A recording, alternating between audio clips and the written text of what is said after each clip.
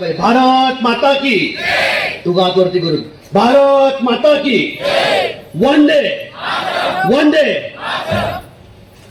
बोला सियावर रामचंद्र की.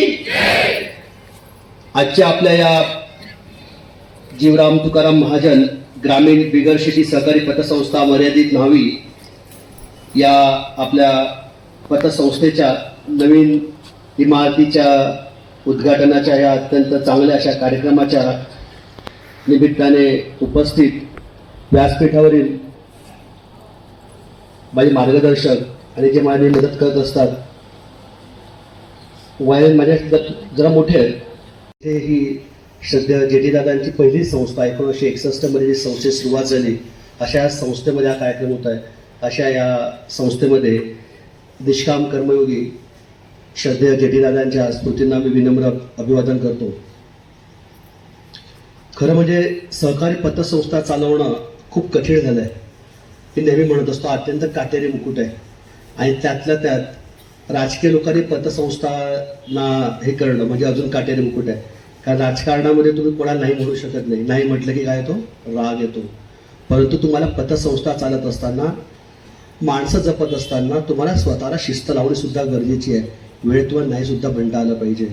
आणि अशा अत्यंत त्यामुळे अशा संस्था चालवणं, उभारणं आणि ते सुरू ठेवणं आणि एका पिढीकडून दुसऱ्या पिढीकडे जात असताना त्यांचं हस्तांतरण करणं, असा अत्यंत कठीण जिकरीचा हा पतसंस्थेचा पूर्ण प्रवास असतो.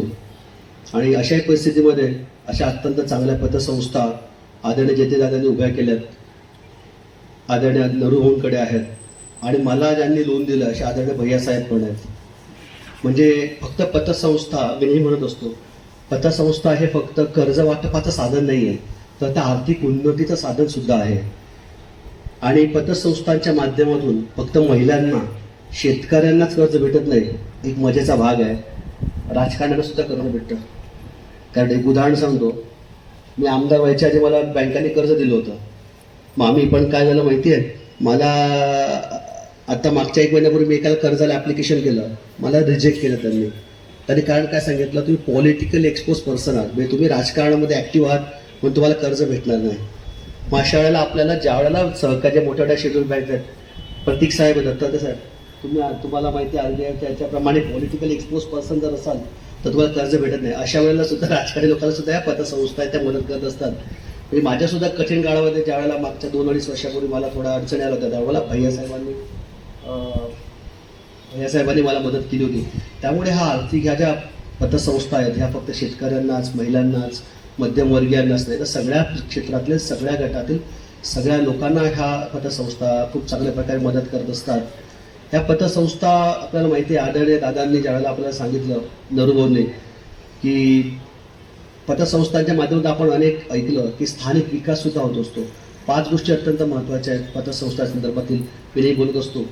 एक आहे आर्थिक मदत आपल्याला होत असते कठीण काळात.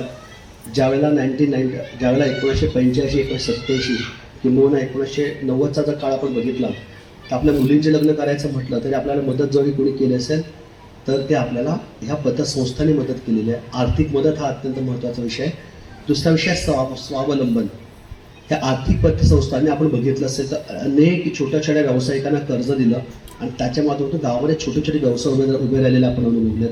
अनेक छोटे छोटे शेतकरी ज्याच्याकडे 1-2 बिघे शेती होती ते 50 बिघे खेळणे करायला लागले, 40 बिघे खेळणे करायला लागले. आणि असे अनेक मोठे शेतकरी सुद्धा ह्या पतसंस्थांच्या माध्यमातून उभे राहिलेले. स्वावलंबन. तिसरं आहे बचत संस्कृती. आपण बघितलं असेल तर पहिल्यांदा मला वाटतं पाहता येतो की मला माहिती, पतसंस्थेचा एक व्यक्ती घरी यायचा आणि दिवसाला 50 रुपये, 40 रुपये, 50 असे काहीतरी घेऊन जायचा.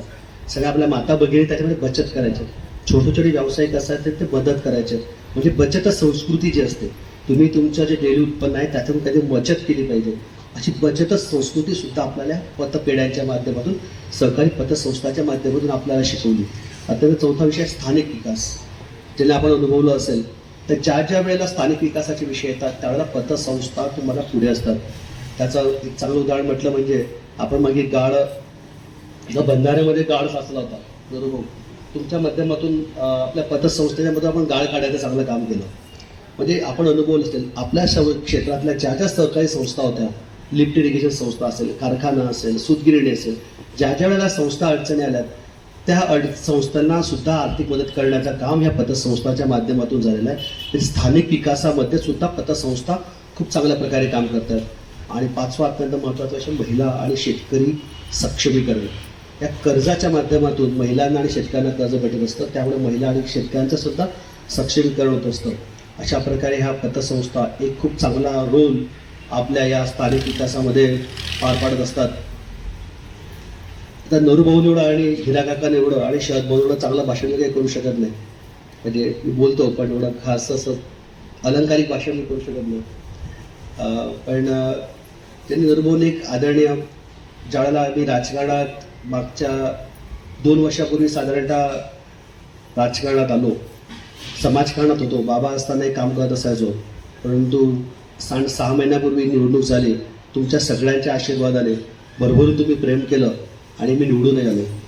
परंतु राजकारणात समाजकारणात राहत असताना एका राजकीय व्यक्तीकडून त्या समाजकारणातील व्यक्तीकडून काय गुण असावेत हे गुणसुद्धा आज मला ते शिकायला मिळाले. संयमी स्वभाव, जो बाबांकडे सुद्धा होता, माझ्याकडे पण आहे. राग आला तरी व्यक्त व्हायचं नाही, बोलायचं नाही. एखाद्या व्यक्तीने समोरून टीका केली तरी तुम्ही तिला उत्तर द्यायचं नाही. त्याच्यावर एक उदाहरण सांगतो. मी एक इंटरव्ह्यूज ऐकत असतो जनरल, त्याला देवेंद्रजींनी सुद्धा सांगितलं होतं. मला आता मागच्या 4 महिन्यात अनुभव घेतोय मी, टीका करणारे खूप भेटतात. कारण कुठलीही चांगलं काम करायला जा किंवा कुठलीही चांगली संस्था करायला जा चालू असं तर तुम्हाला टीका करणारे भेटतातच. पण नरूभाऊ प्रत्येकाला देवेंद्रजी सांगतात, जर टीका करायची आपल्यामध्ये क्षमता नसेल तर आपण राजकारणात समाजकारणात येऊच नाही. त्यामुळे मी सुद्धा माझा स्वभाव पहिल्यांदा थोडा वेगळा होता, पण आता स्वभाव मी बदलवला आहे. टीका करायचे करा, काय फरक पडत नाही. चांगले कामं करायचे, टीकेचा विचार करायचा नाही.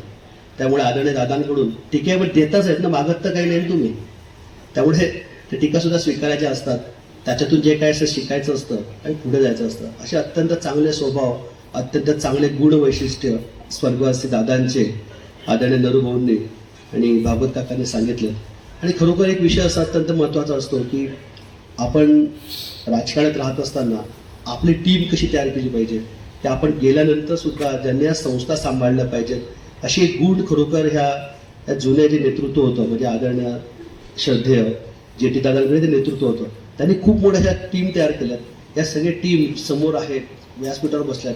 या सगळ्या टीम ज्या आहेत ह्या आदरणीय जे टी दादांच्या विचारशैलीत त्यांच्या त्यांच्या तयार झालेल्या ह्या सगळ्या टीम आहेत. त्या टीमच्या माध्यमातून सुद्धा आपण बघितलं असेल तर अनेक संस्थांचं चांगलं काम सुरू आहे. आदरणीय भागवत दादांच्या माध्यमातून रावेला संस्थेचं एकदम चांगलं काम सुरू आहे. त्यांनी मठाचं खूप चांगलं काम केलं आहे. आदरणीय नरूभाऊंच्या माध्यमातून सुरू आहे, भैयासाहेबांच्या माध्यमातून सुरू आहे, शरद भाऊंच्या माध्यमातून सुरू आहे आणि अगदी सगळ्यांच्या माध्यमातून खूप चांगल्या संस्थांचं काम सुरू आहे. आणि मला असं वाटतं या संस्था खरोखर वाचल्या पाहिजेत, भविष्यात वाचल्या पाहिजेत. ज्या ज्या वेळेला आपल्याला या ज्या नॅशनलाइज बँक्स आहेत, शेड्यूल बँक्स आहेत, ज्या ज्या आपल्याला अडचणी येतात त्यावेळेला आपल्यासाठी फक्त हक्काने एकच बँक उभी असते आणि सहकारी पतसंस्था, ही जी पूर्णपणे आपली हक्काची असते की. आणि सहकारी पतसंस्था ज्यावेळेला सुरू असतात त्यावेळेला अगदी प्रामाणिकपणे याच्यामध्ये 3 सामूहिक निर्णय होत असतात. आपल्याला माहिती आहे, कोण आठवड्याला महिन्याला कुठतरी मिटिंग होते, पूर्ण सगळे संचालक मंडळ बसतात आणि आपलं कर्जाचं प्रकरण मंजूर करतात. एखाद्या व्यक्तीला सभासद होतं द्यायचं की नाही ते आपण मंजूर करतो. म्हणजे सामूहिक निर्णय ह्या पतसंस्थांच्या माध्यमातून होत असतात. आपण कधी ऐकलं का एखाद्या बँकेत आपण कर्जाचं प्रकरण करायला गेलो, आपण कधी ऐकलं का की बँकेचं संचालक मंडळ बसून ठरवणार आहे? नाही, सामूहिक निर्णय ह्या पतसंस्थांच्या माध्यमातून होत जातं. दुसरा अत्यंत महत्त्वाचं लोकशाही. अजूनही आपण लोकशाही पद्धतीने ह्या निवडणुका होत असतात. त्या बँकेमध्ये कुठलं संचालक मंडळ असलं पाहिजे, जे सक्षम आहेत, असे लोकशाही पद्धतीने ह्या निवडणुका होत असतात. आणि अत्यंत पारदर्शी व्यवहार, जे सांगण्याचं एकच आहे, सामूहिक निर्णय, लोकशाही पद्धती आणि पारदर्शक व्यवहार यांचं उत्तम उदाहरण म्हणजे आपली ही पतसंस्था आहे. नावीची आपली ही स्वर्गवासी जीवराम तुकाराम महाजन पतसंस्था ही पतसंस्था आहे. त्यामुळे या पतसंस्था वाचल्या पाहिजेत. आणि बाकी या पतसंस्था वाचत असताना ज्या ज्या काही अडचणी असतील त्या नरूभाऊ मी तुमच्याकडनं समजून घेतो दिवस पूर्णपणे. विधानसभेत जे काय मांडायचं असेल 100% मी ते मांडतो. कारण माझा स्वभाव आहे, थोडं समजत येतो पण ते बोलू शकत नाही. मी त्यांच्याकडे पूर्ण समजून घेतो. ह्यातला माझा अभ्यास फारसा नाही आहे, जे काय शिकतो ते यांच्याकडून शिकतोय. त्यामुळे ते पूर्ण समजून घेतो आणि विधानसभेच्या ह्याच्यामध्ये नक्की 100% मांडतो. आणि या पतसंस्था वाढतील त्या दृष्टीने पूर्णपणे प्रयत्न करतो, असा आपल्याला शब्द देतो आणि आपल्या सगळ्यांची रजा घेतो. परंतु हे सगळं करत असताना एक महत्त्वाचं आहे, ह्या संस्थेचं जे मॅनेजर आहेत राजेंद्र भाऊ भोगे यांच्यासाठी जोरात टाळा वाजवला पाहिजे. आपण अजून जोरात, आवाज कमी येतोय. कारण काय, बऱ्याच वेळा की राजकीय व्यक्ती ज्यावेळेस संस्था चालवतात, बऱ्याच वेळा आपल्याला निर्णय घ्यावे लागतात, परंतु त्यासाठी तुमची जी त्या संस्थेमध्ये बसणारी जी टीम आहे ती अत्यंत सक्षम, संयमी अशी टीम असायला लागते. आणि अशी ती टीम राजेंद्र भाऊंची टीम आहे. आणि अशा टीमला की जी रिटायर झाल्यानंतर सुद्धा काम करतात, अशा टीमला पूर्ण नेहमी मोटिवेट करणार आपलं संचालक मंडळ आहे. त्यामुळे शरद भाऊंसाठी आणि संचालक मंडळासाठी सुद्धा आपण जोरात टाळा वाजवा. आवाज येत नाहीये, जेवणाची वेळ झाली आहे. अशा प्रकारे अशा ह्या पतसंस्थेला खूप चांगलं नेहमी भरभराटी लाभो अशी परमेश्वरचरणी प्रार्थना करतो. आपल्या सर्वांना परमपिता परमेश्वर चांगलं निरायोग्य आरोग्य लाभो, आपल्याला नेहमी सुख समृद्धी आयुष्य लाभो अशी परमेश्वरची प्रार्थना करतो. आपल्या सगळ्यांच्या रजा घेतो. जय हिंद, जय महाराष्ट्र, जय सरकार.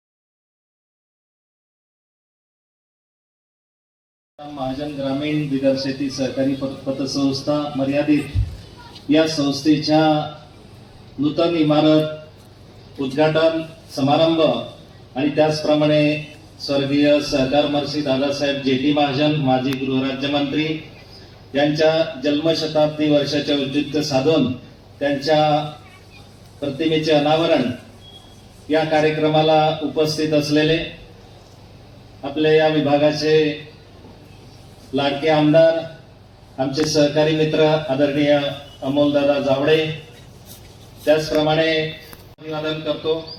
त्याचप्रमाणे आपल्या विभागाचे माजी आमदार, माजी खासदार कैलासवासी हरिभाऊ जावडे यांच्या स्मृतीत सुद्धा अभिवादन या ठिकाणी करतो. आज या ठिकाणी अतिशय चांगल्या अशा कार्यक्रमाचं आयोजन या ठिकाणी केलेलं आहे. अनेक मान्यवरांनी या ठिकाणी आपल्या प्रतिक्रिया या ठिकाणी व्यक्त केलेल्या आहेत.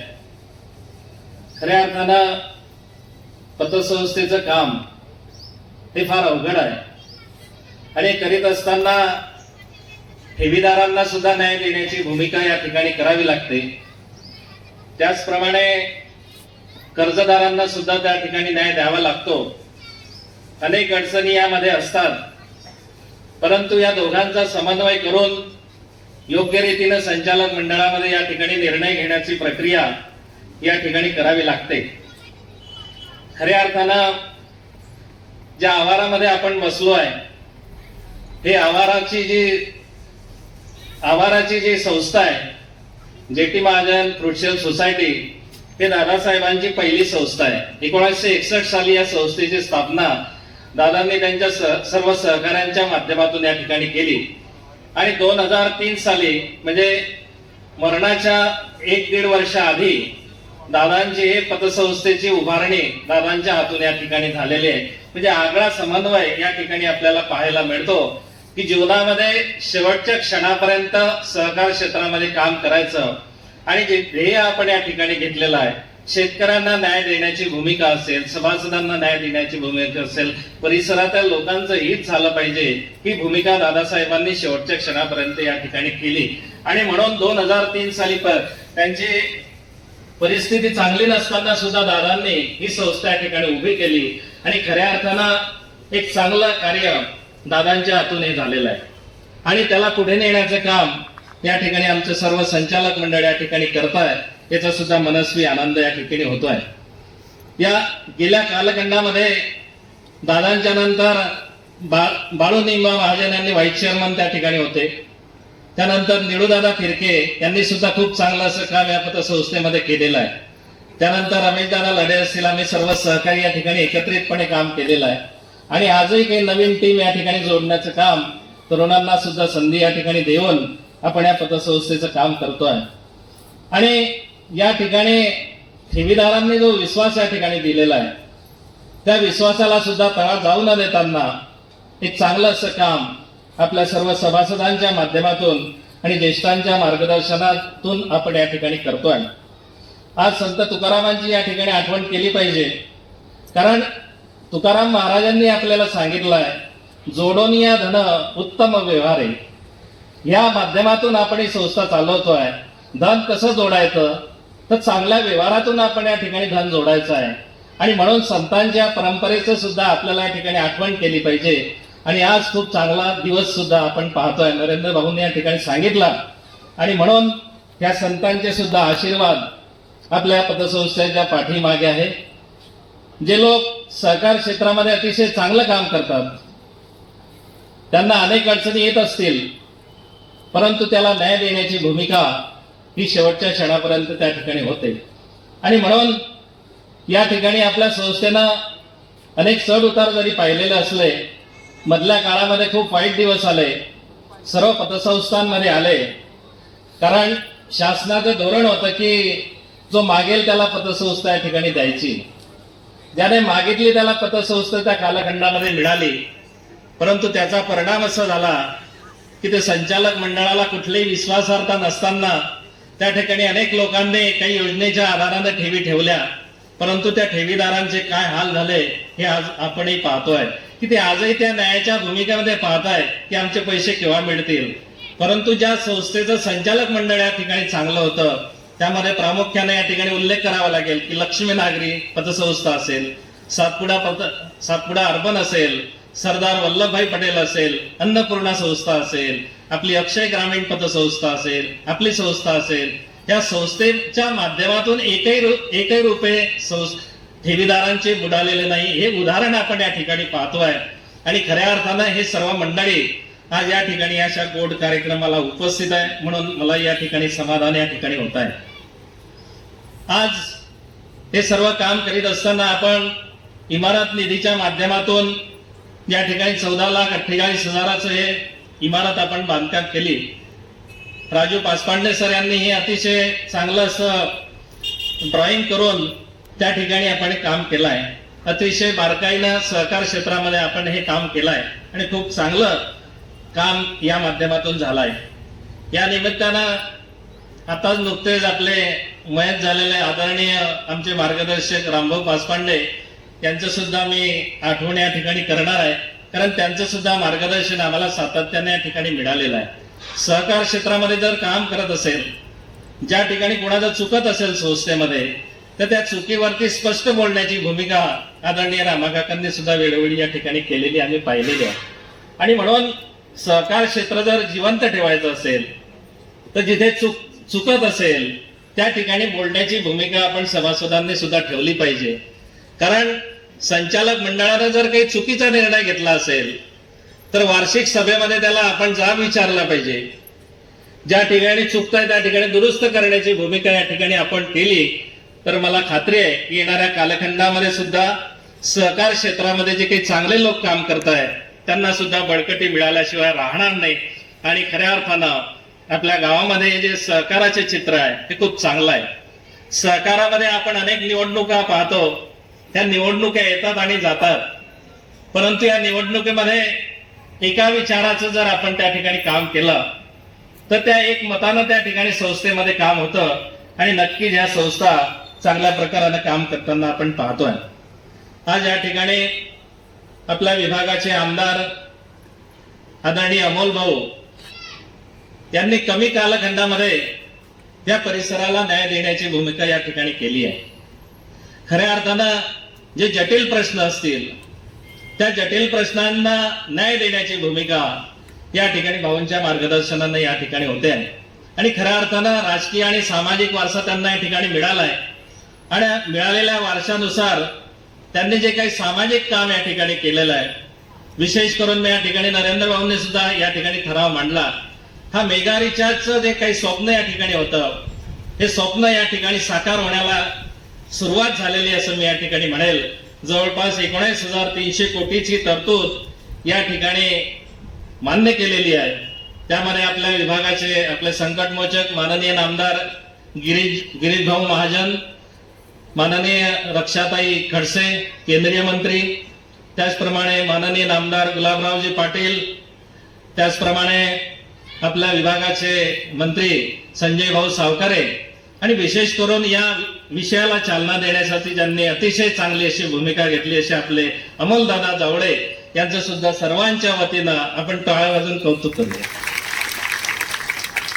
कारण मला खात्री आहे भाऊ, हा मेगा रिचार्ज जर झाला तर या पतसंस्थेमध्ये जर आज 2 कोटी ठेवी असल्या तर 10 कोटीच्या ठेवी झाल्याशिवाय राहणार नाही, हे खात्री मला या ठिकाणी आहे.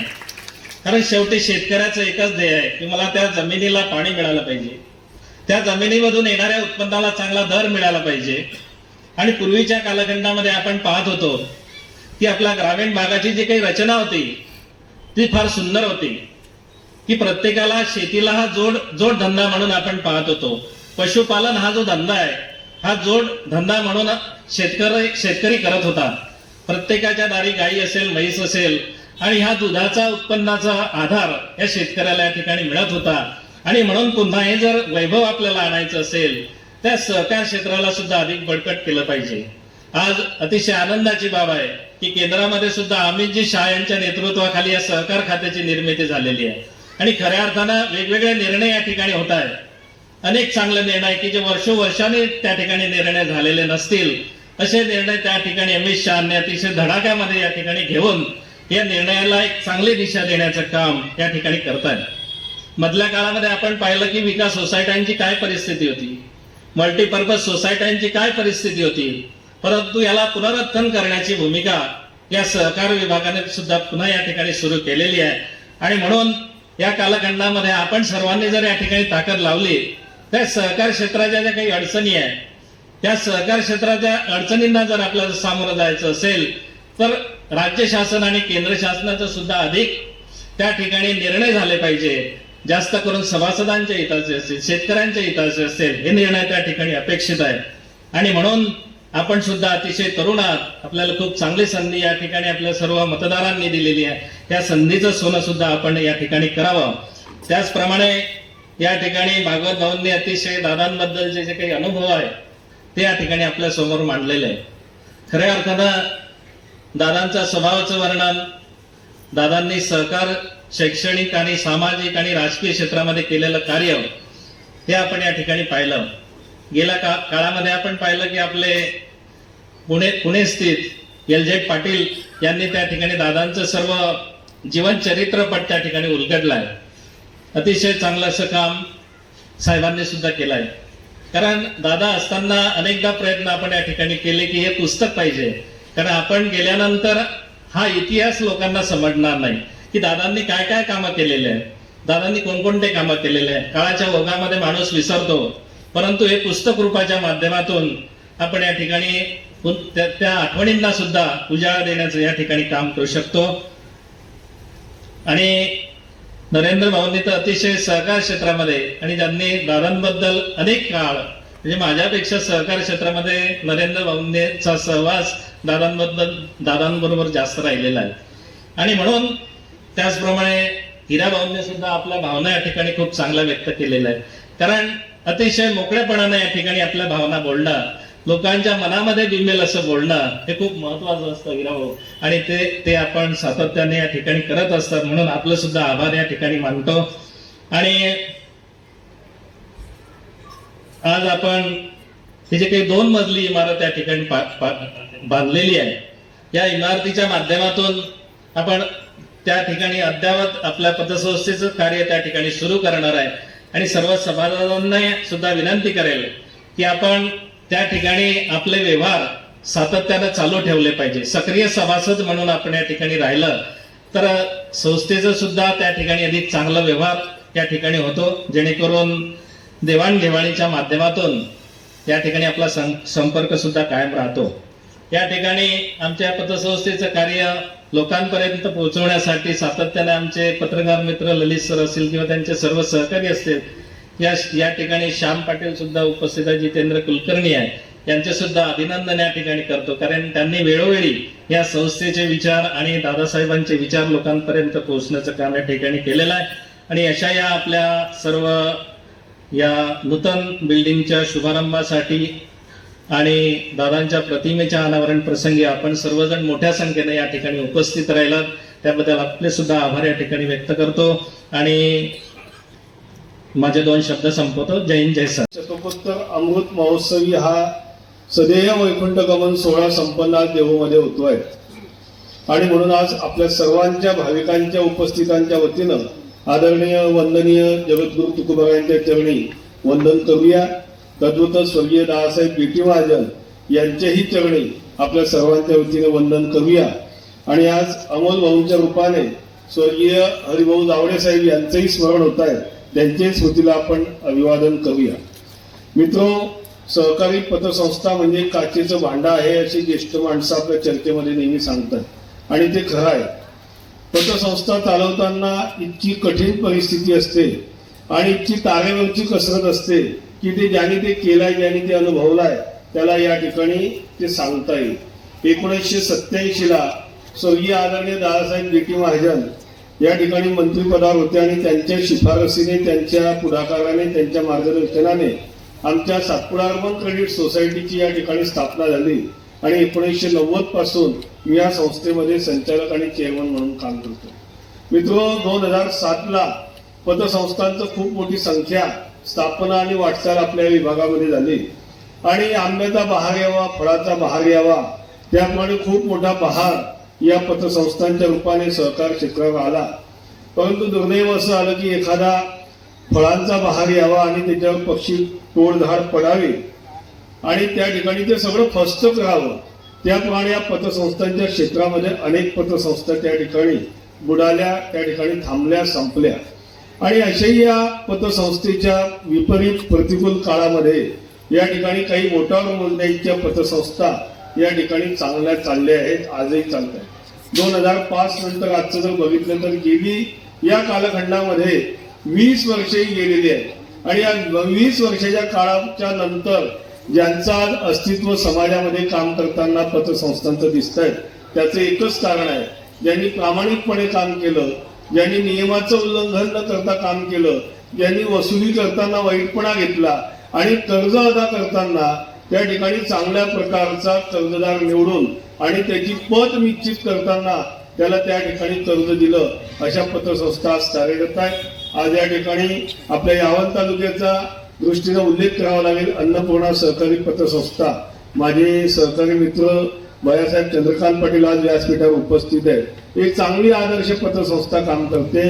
रायगड तालुक्याचं म्हटलं तर सरदार वल्लभभाई पटेल ज्यांचं नेतृत्व आमचे आदरणीय भागवत भाऊ पाटील करतायत आणि अशी चांगली पतसंस्था आमची लक्ष्मी नागरे असेल आणि जनकल्याण पतसंस्था असेल सावदेची, अशा एक मोटार मोजण्या इतक्या पतसंस्थेच्या बरोबर जीवराम तुकाराम महाजन सहकारी पतसंस्था हिचा आर्थिक ताळेबंदाचा स्वरूप जरी मर्यादित असलं तरी अत्यंत काटेकोरपणे आणि बचतीनं काम करणारी संस्था आज गेली 23 वर्ष काम करते आणि म्हणून आज या निमित्तानं आपण सारेजण त्यांचं टाळ्या वाजवून अभिनंदन करूया या संचालक मंडळाचं, की अत्यंत काटकसरीनं वाटचाल 22-23 वर्षापासून ते करतायत आणि त्यातून काटकसरीतून जो काही निधी उभा राहिला त्या आज 15-16 कोटी रुपये त्या ठिकाणी स्वतः संस्थेच्या स्वनिधीतून, इमारत निधीतून त्यांनी ही इमारत बांधली आहे.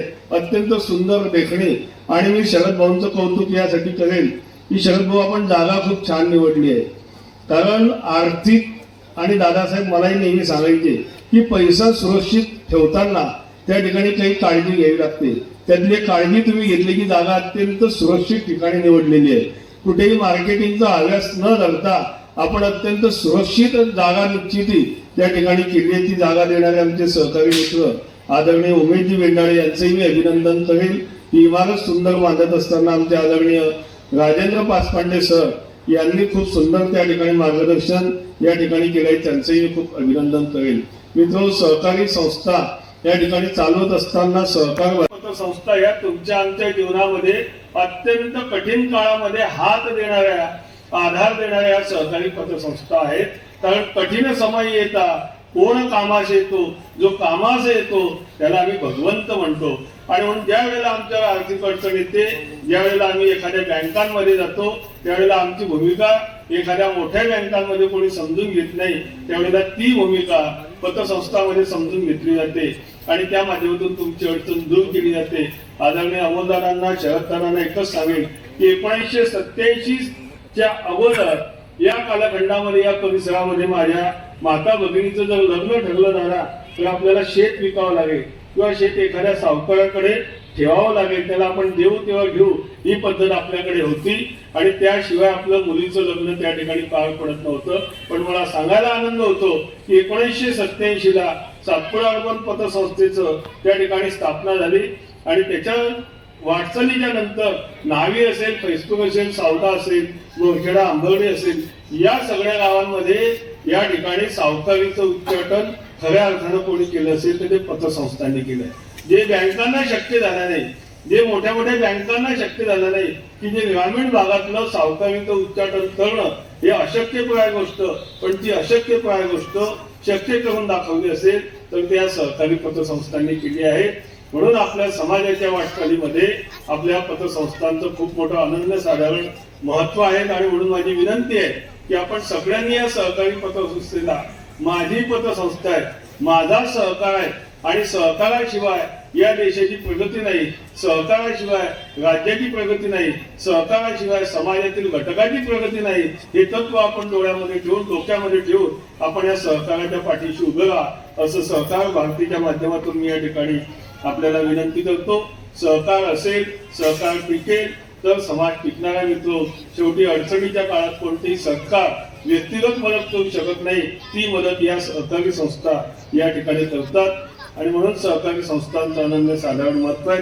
जाता जाता इतकंच सांगेल की या समाजाला, या देशाला या सहकाराने पणतीचा प्रकाश देण्याचं काम या अंधारामध्ये प्रत्येक वेळी केलेलं आहे आणि या सहकाराच्या या पणतीला, या सूर्याचं तेज या ठिकाणी भविष्य काळामध्ये प्राप्त हो, हा सहकार टिकून भरभराटीस हो, एवढी या ठिकाणी भगवतचरणी प्रार्थना करतो. पुनश्च या सहकारी पतसंस्थेच्या आदरणीय शरददादा आणि त्यांचं सगळं संचालक मंडळ यांचं पुनश्च खूप खूप अभिनंदन करतो आणि या ठिकाणी आमचा सन्मान केला त्याबद्दल आभारही मानतो आणि या ठिकाणी थांबतो. जय हिंद, जय सहकार. सहकार म्हटलं की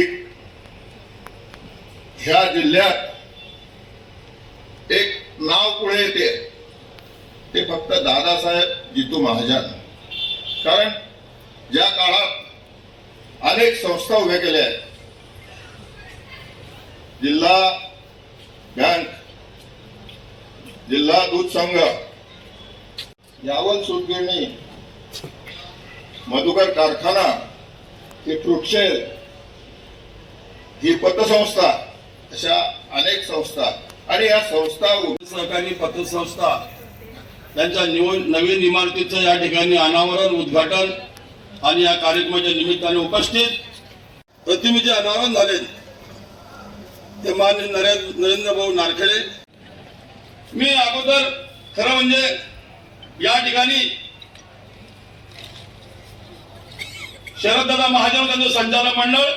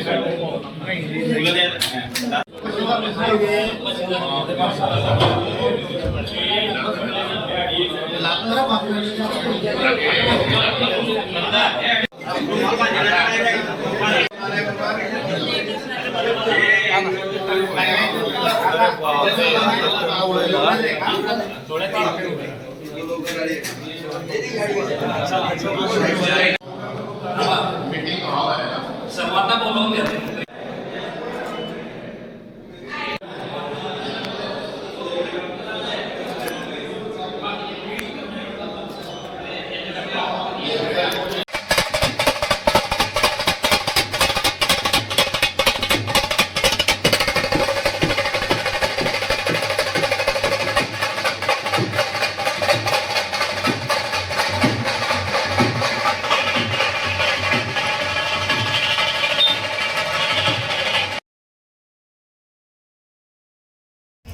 कार्यक्रमाचे अध्यक्ष माननीय शरददादा महाजन,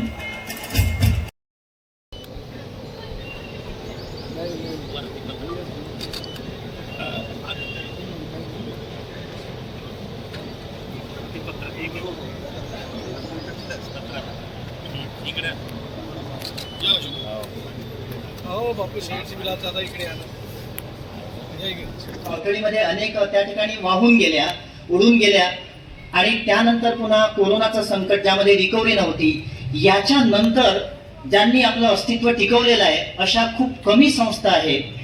आणि या व्यासपीठाचं सौंदर्य खरोखर असं आहे की स्वर्गीय दादासाहेब जे.टी. महाजन जणूकाही व्यासपीठावरती स्थानापन्न झालेले आहे असा भास होतोय।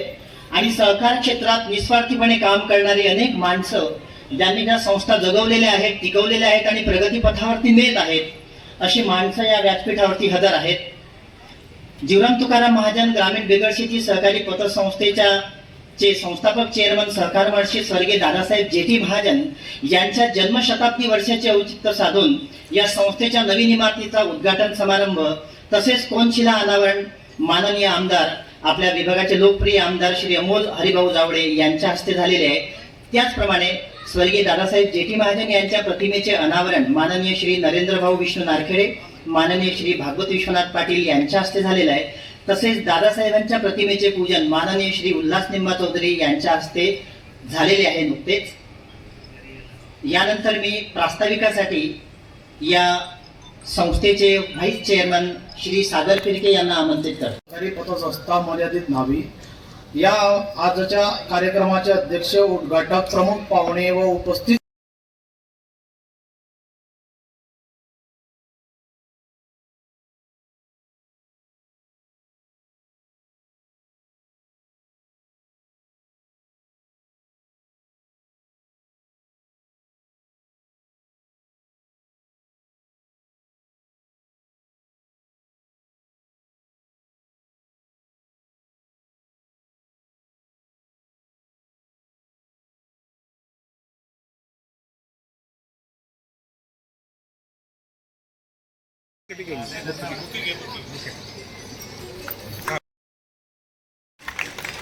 भाजपा ओबीसी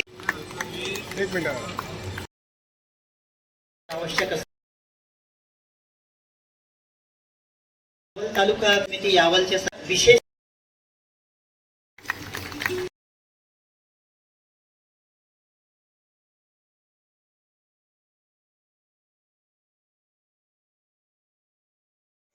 लेवा जगत यूट्यूब चॅनलमध्ये आपलं स्वागत आहे। आपल्या परिसरातील ताज्या घडामोडी बघण्याकरता आमचे चॅनल सबस्क्राईब करा आणि आपल्या मोबाईलवर बघा ताज्या बातम्या व कमेंट करून प्रतिक्रिया जरूर कळवा।